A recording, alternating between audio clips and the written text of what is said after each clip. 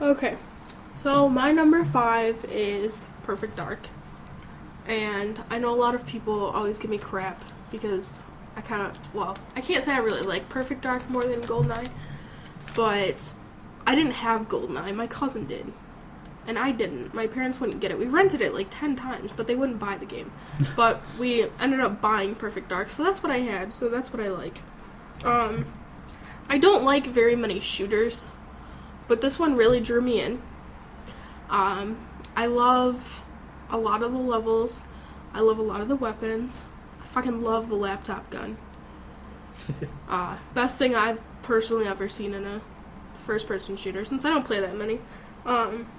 It's one of the only ones I like. It's just a lot of fun. I had fun with the multiplayer, especially, setting up the Sims was a lot of fun, so. Yeah. I suppose you don't do that in more games. Just Yeah, have bots. custom. Yeah, exactly. Every game should have, like the ones that are multiplayer, even strictly, should have a bot option. Yeah. Battlefield 2, I love that. It's back to me. Cool. Fifth top game, Deus Ex. It pretty much started me on my love for first-person shooter with RPG element type of game. And also, one of the first games I ever played that gave you a sense of choice. Like, take any path to complete the mission, take it however you want to, as long as you get the end result. Very solid game. Great story, a lot of twists and turns. Really, really deep plot. It's like one of those conspiracy theory type stories to it. And while the sequel might not have been the greatest game ever, it's still a fantastic game / series, and I'm looking forward to the third one. My number 5 is Super Mario Kart 64. Ooh. I love that. Super Mario Kart 64? Yeah. Combining the two games? Or? What was it really? Mario Kart 64, It was right? Super Mario Kart for Super Nintendo and then Mario Kart 64. I always called it Super Mario Kart 64 because I remember it was Mario Kart. I was just trying to and figure I out was which like, one you were it's talking about. For 64. It was, whatever. Just the one on 64. Okay. Mario Kart 64. Okay. I read this beforehand and you So didn't wave catch race. that. Yeah. So wave race. Okay. Yeah, okay. Yeah. So Super Monkey Ball. No. Mario Kart 64, and the reason why is because it was great maps. I love Block Fort, and there was a bunch of replayability. It just was like, hey, have you beat the entire thing as Donkey Kong yet? Nope, done it. It was Yeah. the best made Mario Kart. In my Yeah, opinion. I agree. Because Still. SNES was way too damn hard. It would probably be my number 11. Okay. I just couldn't put it in the top 10. Yeah. Alright, my number 4 is Grandia 2. I bought a Dreamcast to play that game. That's devotion right there. Yeah, I saw a friend playing it. Love the characters, love the story. Fucking love the battle system. It's my favorite battle system to date. I love some of the twists in the game. I like the dialogue. Even the voice acting is not that bad. A lot of people made fun of it, but it's really not that bad, especially for the time. It's got a great soundtrack. I just love everything about it. You were almost a Jill sandwich. Resident Grandia. My number 4 is Metal Gear Solid, the original Metal Gear Solid. I think I pretty much described this in the last one too. What are you drawing on my thing? LOL. Just go. Thanks. It was one of those big surprise moments in gaming when I first played that, and just how amazing it was. Again, the deep story, and I could not put the game down, and how it actually it pulled you into the game so much with the boss fight against Psycho Mantis, and him reading your mind and practically requiring you to switch controller ports to even beat him, so he couldn't, read your mind. Require you to read a codec number off of the game's case itself to continue the story, and Or get lucky. or get lucky and just guess the individual numbers. And I had a ton of fun with that game. My number 4 is Resident Evil 2. Again and again, it's the one that I started with because of N64 when I got ported, and I like changing the blood to green. I was saying that there was something wrong with him, and I was like, Leon was awesome, Claire was awesome, Mr. X, was hilarious. Oh, best. He was just like, I'm gonna fucking hurt everything. That guy gave me nightmares back in the day. Oh, he was great. I wanted to play as him as a playable character instead of Hunk. Urban Killer Tofu. I was just like, play as Mr. X and just punch everything. So, that'd be great. Alright. Alright. Your number 3. My number 3 is Super Mario Brothers 3. What? What? Surprised? Yeah. Why are you surprised? Because I feel like that would have been like number 2 or 1.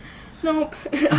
Is there number 2 Super Mario Brothers 2? No. Oh, God. It's all a dream? Yeah. Inception? No. The first No. Inception? No. Okay. No. So, this game just, as far as Mario games go, just blew me out of the water. Like, it just, every single level is, the first time, is pretty much a challenge.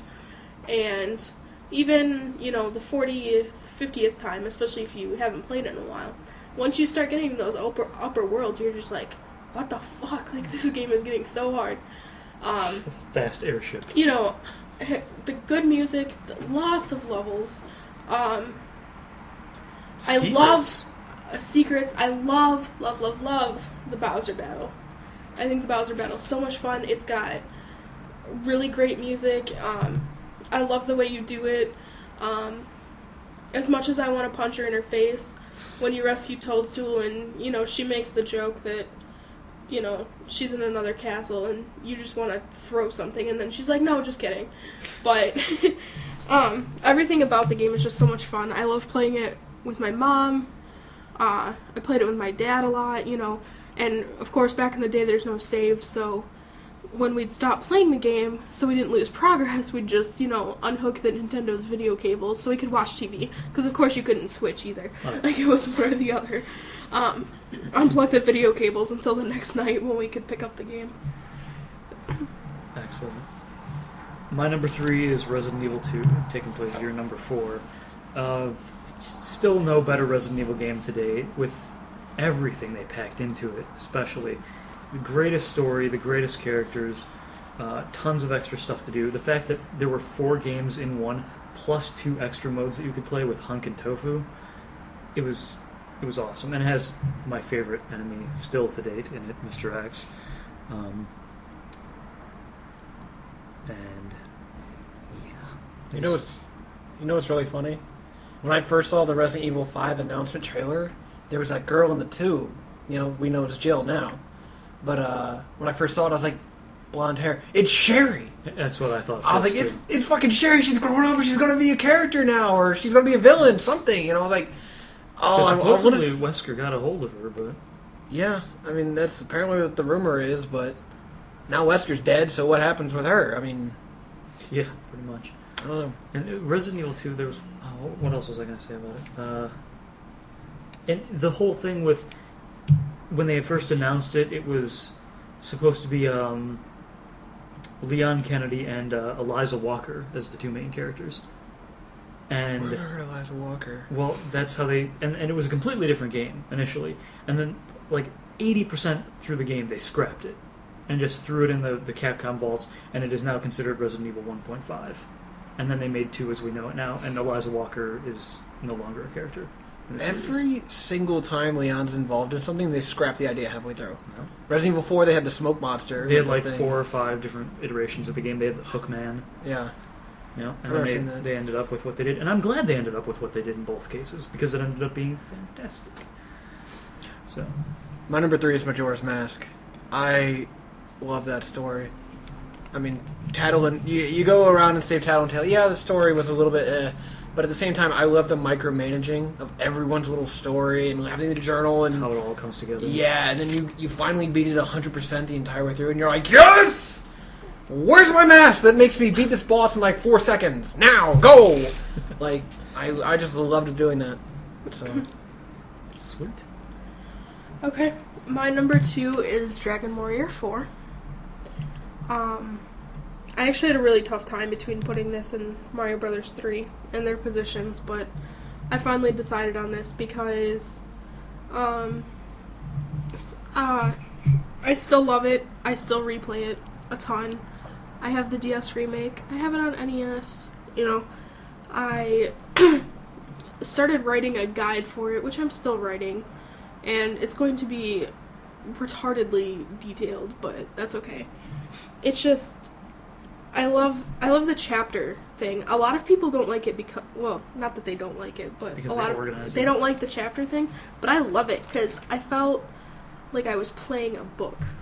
Yeah. And there's not very many games that do that, and as somebody who loves to read and play games, it was nice to feel like I was playing a book. I More like cohesive story. You know, I like the story. I like putting the personality to the characters. You know, except for the hero that's you, they're all preset.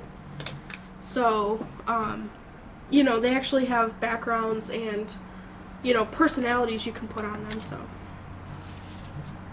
Okay. My number 2. I almost have trouble not putting this at number 1 because I have played this game more than any other game I've ever played in my entire life. Through, at least, Mega Man X. The original Mega Man X for Super Nintendo.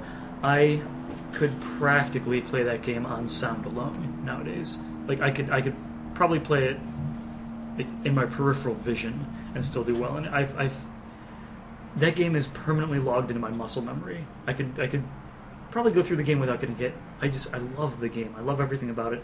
I love all the ridiculous bosses. I love the first time, or the first few times through, it was a really big challenge, but once I mastered it, like, I can't do it with any other Mega Man, but that game, I could figure out the Mega Man formula with, and how you can memorize enemy placement, and what they're going to do, and how boss strategy works, and I've played that game at least 100 times, easily. And I could play it 100 more. I could play that daily. My number 2 is Ocarina of Time, because I 100%ed that game. Well, it's the same thing as Majora's Mask, but then there were a couple glitches that just made the game more interesting, like the bottle glitch, where you could turn every single thing into a bottle, and I did that, and I had them all full of fairies. And I was just like, yes! Wait, I don't have light arrows anymore. How am I going to beat this guy? And that was an issue, so... Thank you. Truck agrees. I know, a random truck on the side street. But, I mean, I loved that. I really thought the story was good. I saw it coming a mile away, though. I'm sorry. I knew that it was chic. I was sitting here... I called bullshit. No, I'm sitting here, I was sitting here like... I don't remember whether or not It was sitting there, it was in Kakariko Village, and I was sitting here like... That's an awful small package. I was like, no, it was like, what if that was Zelda the entire time? Because she ran away. What if she was just chilling, had a face mask? And then we're like, no. And I was like, I'm going to totally say it. Because, I like to be the one that's like, oh yeah, I... Call the ridiculous. No, I call the ridiculous. I'll go with that side. Like, what if Mario... What if Mario was actually a secret evil villain? Like, I would love that story, and like, I go for that. People are like, no, he's a good Italian plumber. Really? Italian plumber? Secret evil villain. He's on shrooms. He's Ron Jeremy, tiny version. So, but think a lot to Tiny Eyes. So, but oh, that's so bad. Threw your memory off, didn't I? Yeah, you did. But I mean, I loved that game. Thought it was really fun. I kept calling Kakariko Village Karaoke Village because I just refused to learn what the words were. Oh, a ton of games have weird spellings like that. Then I got really good with the bow and arrow. I mean, we're talking like I could shoot over, through Lake Hylia, just across. I was like, hey, guess what? Bird. Dead. Nice. So, it was great.